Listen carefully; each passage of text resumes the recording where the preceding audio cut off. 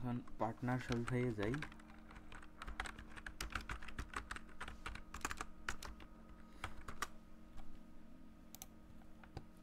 Partner Shopify থেকে আমরা পার্টনারের স্টোর থেকে আমাদের স্টোরটা ওপেন করব। তার আগে লগ ইন করলাম। এরপরে আমাদের এখানে তো সব স্টোরগুলো দেখাবে। স্টোরসের লিস্টে গেলাম। এরপর আমাদের গতকালকে যে আমাদের স্টোরটা নিয়ে কাজ করছি, এই স্টোরটাতে একটু লগ ইন করি। এটার অ্যাডমিনে আসলাম। আমরা আজকে শিখবো হচ্ছে থিম কাস্টমাইজেশন এবং কাস্টম কোডিং। তো থিমসে আসলাম, এডিট থিম আছে, এখানে দেখে নেবেন। আপনার প্রিভিউ রিনেম করতে পারবেন, থিমের ডুপ্লিকেট করে দেখতে পারবেন অরিজিনালটাকে, এবং কোড এডিট একটা অপশন আছে, এবং এডিট ডিফল্ট থিম কন্টেন্ট এটা একটা অপশন আছে। তো আমরা এডিট থিমে আসলাম। এডিট থিম থেকে আমরা হচ্ছে ব্লক সেকশনস এগুলো আমরা চেঞ্জ করতে পারি। এগুলো আমি এর আগে দেখেছি। যদি হোম পেজ বাদে আপনারা যদি ক্যাটালগ, কন্ট্যাক্ট এই পেজগুলা চেঞ্জ করেন, সেই ক্ষেত্রে আপনাদেরকে পেজ এইখান থেকে চেঞ্জ করে নিতে হবে। আপনি কোন পেজ চেঞ্জ করতে যাচ্ছেন, ধরেন প্রোডাক্টস পেজ থেকে আমরা এখনও প্রোডাক্ট অ্যাড করে নিই, যার কারণে দেখতে পারবো না। কালেকশন পেজ থেকে আপনি ডিফল্ট কালেকশন পেজটাকে চেঞ্জ করবেন, কালেকশনও নাই।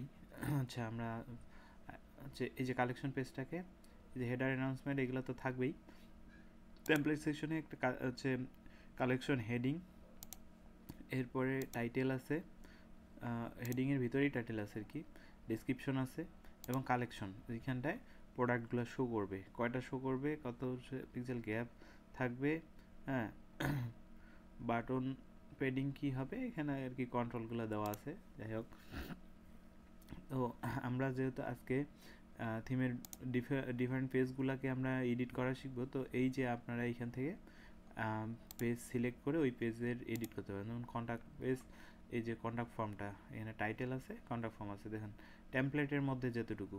হেডার আর ফুটার তো আমরা একবারেই কাজ করে নিই, এখানে তো আর বারবার কাজ করতে হবে না হেডারের আর ফুটারের, কিন্তু আমাদেরকে টেমপ্লেটের মধ্যে কাজ করতে হবে। আমরা যেই পেজ সিলেক্ট করে দিয়ে যেই টেমপ্লেটটা আমরা চেঞ্জ করব, যেই ফিচারটা চেঞ্জ করব, ওই জিনিসটা ওইখান থেকে চেঞ্জ হবে। তো এই গেল হচ্ছে আপনার থিম কাস্টমাইজেশন। এরপরে আপনার যদি বেসিক কিছু কোড করতে হয়, যেমন হচ্ছে গুগল পিক্সেল কোড ইউজ করবেন, অথবা হেডারে কোনো কোড চালাই দেবেন বা ফুটারে, তাহলে আপনাদেরকে এডিট কোড এ যাইতে হবে। এটা নিউ ট্যাবে ওপেন হচ্ছে, লোড হচ্ছে। এই হরিজন থিমটাতে যে কয়েকটা file, liquid file, CSS file use হয়েছে, সব ফাইলগুলার এখানে আমরা লিস্ট দেখতে পারবো। তো লিস্টে প্রথমে asset, block, config, layout, local section, snippet এবং টেমপ্লেটের ভিতরে সব টেমপ্লেটগুলো আছে, যেমন 404 article, block, card, collection template, index হচ্ছে হোম পেজের টেমপ্লেট, পেজ নর্মাল পেজের টেমপ্লেট, এবং কন্ট্যাক্ট পেজে একটা স্পেসিফিক টেমপ্লেট দেওয়া আছে, প্রোডাক্ট লিস্টের এবং প্রোডাক্ট এবং সার্চ প্রতিটার একটা করে টেমপ্লেট করা আছে। এই টেমপ্লেটগুলো থেকেই আমাদের মূলত এইখানে আমরা এই যে এই টেমপ্লেট সেকশনটাতে মডিফাই করতে পারতেছি।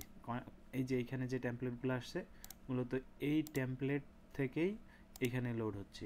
এই যে কার্ড আছে, এই যে ব্লক আছে, ব্লকের মধ্যে ডিফল্ট ব্লক আছে, এই যে দেখেন ব্লক আছে না, এই যে ব্লক টেমপ্লেটের কারণে ব্লক ডিফল্ট ব্লক আসতেছে।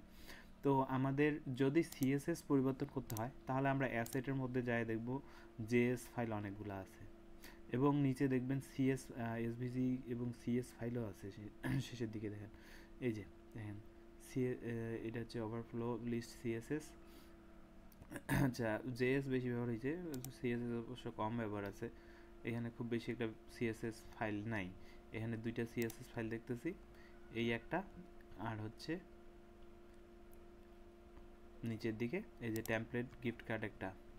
আচ্ছা, আমরা অ্যাসেটের আন্ডারে আরও যে ফোল্ডারগুলো আছে, দেখি আরও ফোল্ডার আছে কিনা অ্যাসেটের মধ্যে।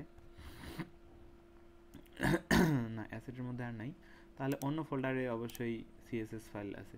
আর এই যে দেখেন লিকুইড ফাইল, এইখানে যে ব্লকগুলো আমরা অ্যাড করতেছি, যখন একটা ব্লক নিতে যাচ্ছি, যে এই আইটেমগুলো কিন্তু লিকুইড ফাইলের কারণে আসতেছে। এখানে যে লিকুইড ফাইলগুলো আছে, ইমেজ, ফিচার, হচ্ছে button, add to card, accordion, সব এইখানে কিন্তু এই যে অ্যাকর্ডিয়ন এগুলা আছে।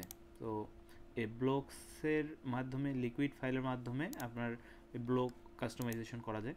তো আমরা আপাতত আজকে তো কোডিং শেখাবো না, আমি জাস্ট হচ্ছে থিমের ভিতরে যে ফাইলগুলো থাকে সেগুলোর আমি পরিচিতি আজকে আপনাদের দেখাচ্ছি, স্টেপ বাই স্টেপ সবই দেখাবো। তারপর জেসন ফাইলের মাধ্যমে হচ্ছে ফাইলের সেটিংস, ডাটা সেটিংস এবং হচ্ছে স্কিমা সেটিংস থাকে, এবং লেআউটে পাসওয়ার্ড, থিম প্রোটেক্ট, এটা হচ্ছে যে যখন আমরা ফ্রি থিম ইউজ করতেছি তার জন্য যেটা অপশন সেটা এখানটায়, এখানে আপাতত পাসওয়ার্ড প্রোটেক্টেড আছে, সেটা যখন আমরা পারচেস করব ওইখানে পাসওয়ার্ডের জায়গাটা কোডের মাধ্যমে চেঞ্জ হয়ে আসবে। এবং এখানে কিছু লোকালসের মাধ্যমে ল্যাঙ্গুয়েজ, যেমন মাল্টি ল্যাঙ্গুয়াল সাপোর্টেড থিম, তো এই জন্য এখানে কিছু ল্যাঙ্গুয়েজ সেট করা আছে। যদি আমরা কখনো ল্যাঙ্গুয়েজ সুইচ করি তাহলে এখান থেকে এই ফাইলগুলোর মাধ্যমে চেঞ্জ হয়ে আসবে।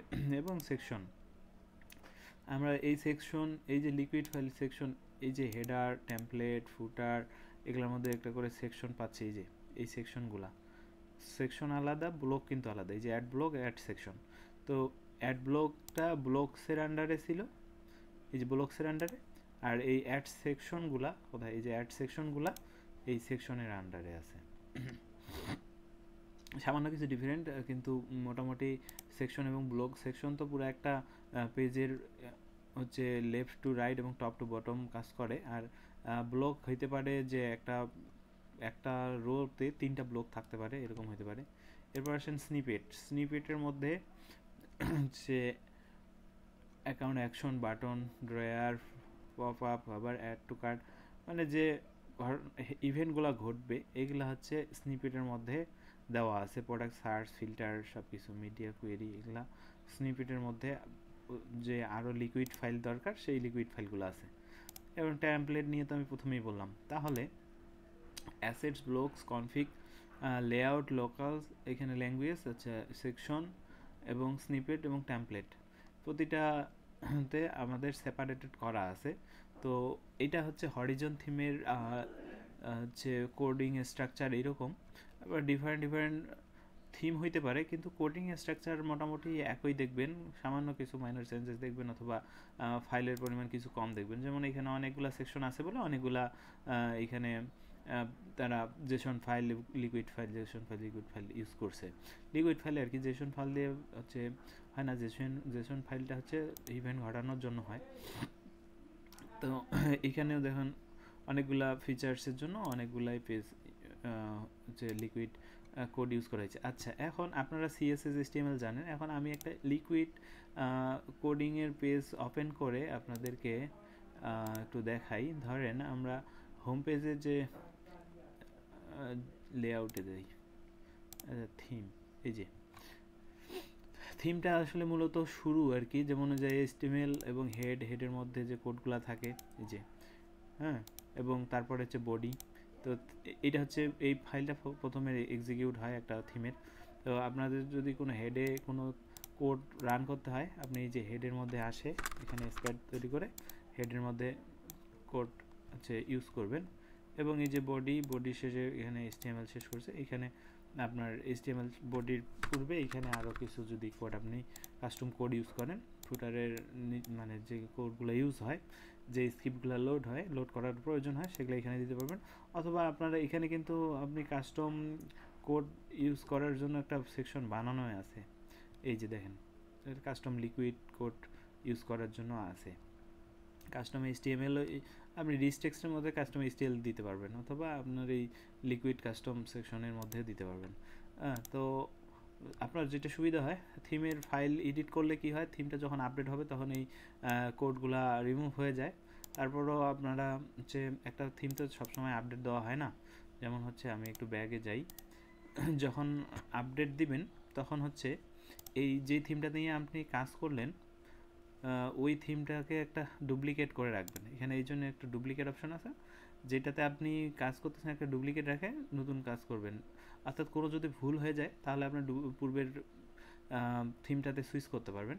আবার যদি নতুন থিমটা যদি আপডেট হয়ে যায়, যেন আপনি কাজ করার পরে একটা ডুপ্লিকেট রাখবেন, তাহলে ওইটাতে আবার সুইচ করে দিয়ে আপনার পূর্বের কাজের যেভাবে রাখছিলেন থিমটা রান করার, সেইভাবে রান করবে। তো বেশি লেন্দি আপনাদেরকে ভিডিও দিব না, কারণ বেশি লেন্দি ভিডিওর কারণে আমার ভিডিওগুলো কেউ দেখতেছেন না। আসলে কোনো কিছু শিখতে গেলে সময় দিয়ে শেখা জরুরি, এটা তো আপনারা সবাই বুঝেন। যদি সময় না দিতে চান তাহলে তো শিখতে পারবেন না। আর যে শপিফাই ডেভেলপমেন্ট এই সেক্টরটাতে যে কী পরিমাণ প্রজেক্ট আছে, আপনারা মনে করতেছেন যে শেখার সময় নাই, শিখেন, তারপর দেখবেন যে আপনার কাজ অটোমেটিক আপনাকে ধরা দিবে। তো আশা করি একটু ধৈর্য সহকারে সবাই শেখার চেষ্টা করবেন, এবং আপনারা প্রশ্ন করবেন যে আসলে কোন বিষয়টা, কোন সেকশনটা, কোনটা জিনিস আপনাদের এখনও প্রবলেম আছে। তো ওই বিষয়টা আমাকে বললে আমি ওইগুলো ফিক্স করে দিব। ধন্যবাদ সবাইকে।